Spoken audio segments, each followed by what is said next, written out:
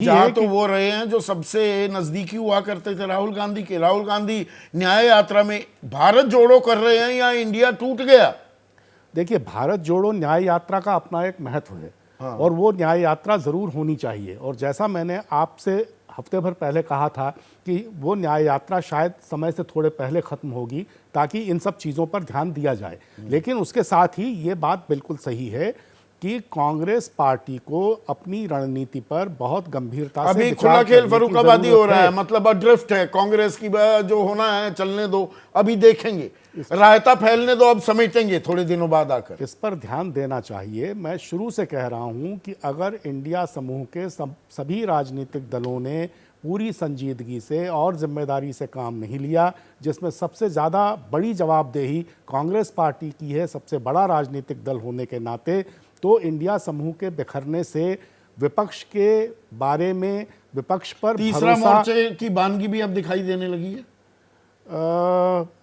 अभी ये कहना जल्दी होगी कि तीसरे मोर्चे की बानगी दिखाई देने लगी है। अरविंद केजरीवाल कह रहे हैं अब तो मैं दिल्ली भी लड़ूंगा, मैंने पूरा तफसील से जानकारी दी है कहाँ कहाँ उन्हें परेशानी है। अखिलेश यादव से आगे बात होती बढ़ती दिख ही नहीं रही। हर जगह जिस नेता से बात करो, और आप जानते हैं मैं संपर्क करता हूँ, जानकारी इकट्ठा करता हूं, हर जगह एक ही बात, रिटर्न कॉल ही नहीं आता कांग्रेस से। फोन का ही इंतजार चल रहा है सब जगह।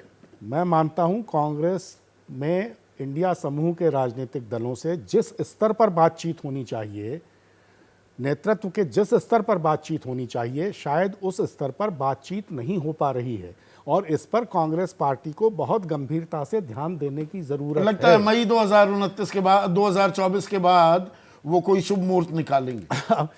मैं तो कह रहा हूं ना कि कांग्रेस को इस पर बहुत संजीदगी से ध्यान देना चाहिए। यानी कहीं ना कहीं कोई कमी तो है और उस कमी को दूर करना बहुत जरूरी है। अगर नहीं इस कमी को दूर करेंगे तो विपक्ष पर से सारे विपक्षी, आपको पूरी जानकारी रहती है, सारे विपक्षी खेमे से लगातार संपर्क समन्वय साधने के लिए कोई व्यक्ति है, मुकर्रर है, वो तय किया गया है।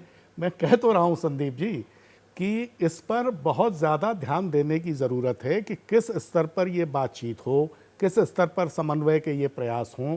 अगर उचित स्तर पर ये प्रयास होंगे, ठीक ठाक स्तर पर प्रयास होंगे, तो ज़रूर इसके अच्छे नतीजे निकलेंगे। लेकिन अगर नहीं होंगे और इसमें देर होगी तो फिर इसका खामियाजा पूरे विपक्ष को भुगतना पड़ेगा और कांग्रेस को भी भुगतना पड़ेगा। जो वरिष्ठ कद्दावर नेता हैं उन्हें राजनीति का पाठ और पाठ्यक्रम कोई ऐसा व्यक्ति पढ़ाने लगे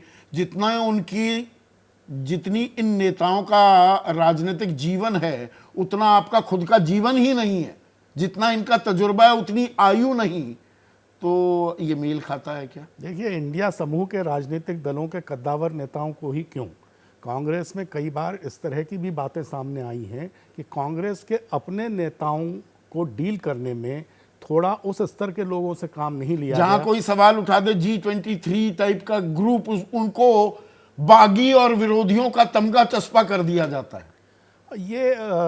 ये रवैया उचित नहीं है। सबकी बात हुआ है ना, ये हाँ हुआ है, सबकी बात सुनी जानी चाहिए। वही मैं कह रहा हूँ कि इस स्तर पर काफ़ी सुधार की गुंजाइश है और ये सुधार होना चाहिए पार्टी में, कांग्रेस पार्टी के पूरे रवैये में ये सुधार होना चाहिए।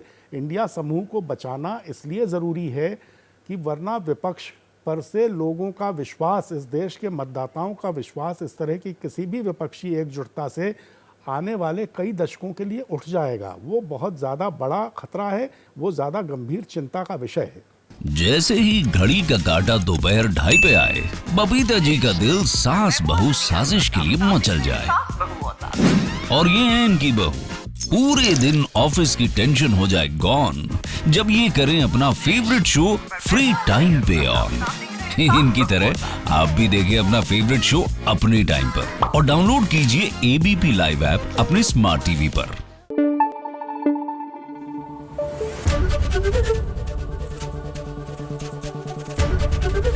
ABP न्यूज आपको रखे आगे।